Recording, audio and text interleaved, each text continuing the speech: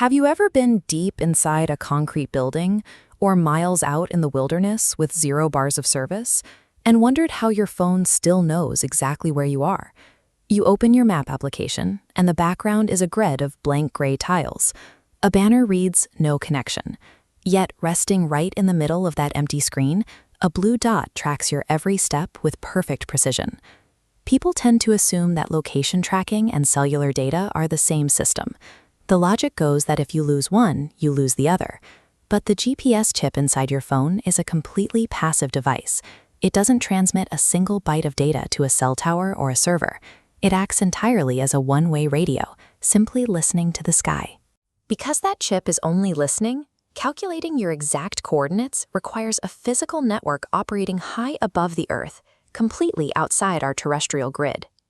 20,200 kilometers above the surface, the United States Space Force operates a constellation of 31 GPS satellites.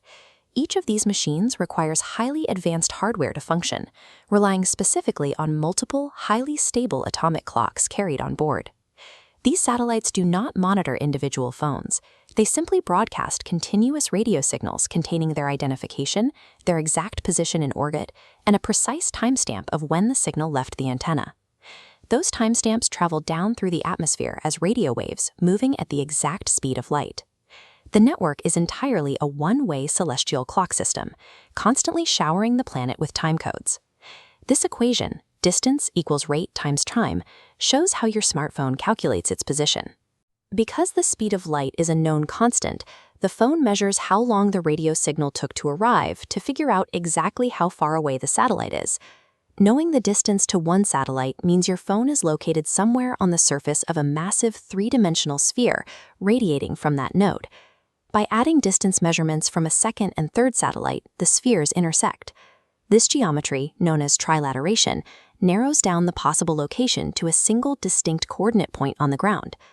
The math makes sense, but consumer hardware introduces a physical flaw. Your smartphone relies on a cheap quartz clock, which drifts slightly out of sync with the orbital atomic clocks. At the speed of light, a single microsecond of local clock drift throws the distance calculation off by 300 meters. With that level of timing error, the three spheres will never perfectly intersect. Basic trilateration breaks down in the real world. To fix this, the system requires a signal from a fourth satellite. This fourth equation turns the smartphone's clock error into a solvable algebraic variable. The math automatically corrects the phone's quartz clock drift, and the exact three-dimensional position locks flawlessly into place.